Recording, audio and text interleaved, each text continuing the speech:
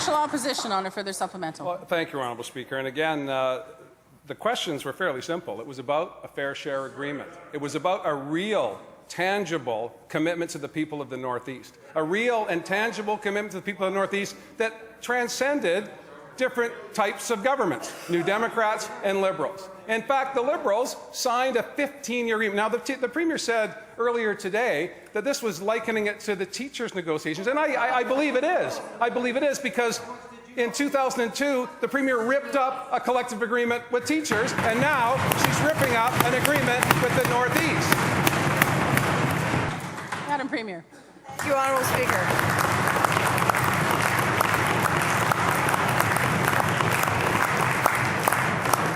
We are currently in negotiations, as I said, and I'm absolutely confident that we are going to get to an agreement with the folks of the Northeast. We have long supported the work that they do up there. The fact is, one of the things that they're talking about at the table is that since 2005, when the agreement was signed, when there were $2 billion in gas revenues flowing into the province, things have changed. There are now about a quarter of that, $500 million, flowing into the province. So we're negotiating that with the communities. Member for Skeena.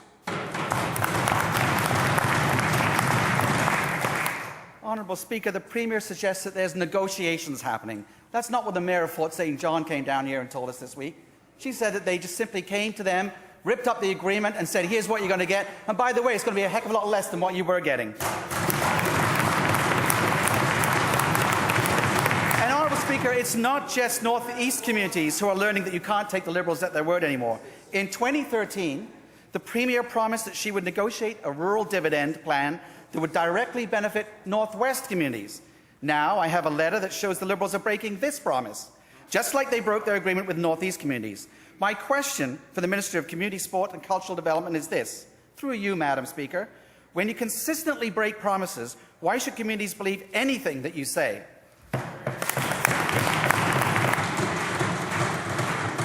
Minister of Community, Sport and Cultural Development.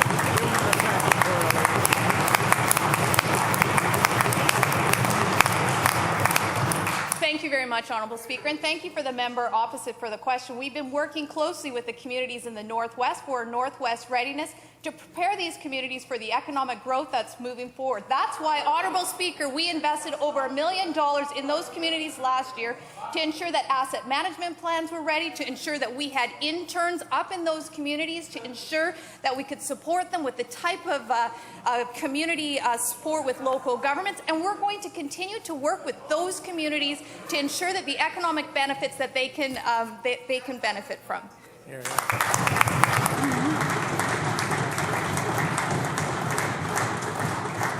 For Skeena on a supplemental. Thank you, Honourable Speaker. I would suggest the Minister look at the latest letters that came from her Assistant Deputy Minister. Anyway, apparently the BC Liberals think that a fair deal is the one where they can spend money on their friends and the communities that do all the heavy lifting can beg for crumbs later. Again, I have a letter from the Ministry staff. It's rejecting a request from Northwest communities to begin negotiations on the Resource Benefit Sharing Agreement promised by this Premier. But, Honourable Speaker, this flies in the face of what the Minister for Energy and Mines promised.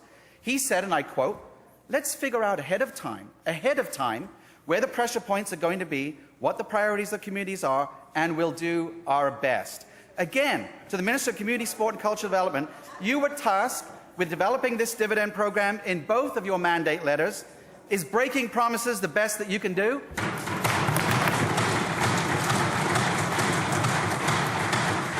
Minister for Community, Sport and Cultural Development.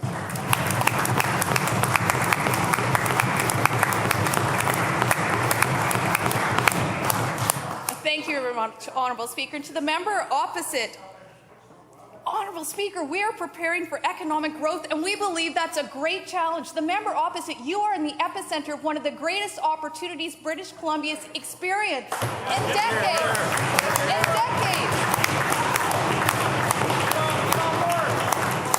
Honourable Speaker, we have been working with communities like Port Edwards that's going to benefit from the tremendous economic growth by working with the province to ensure that this economic growth benefits everyone in the region.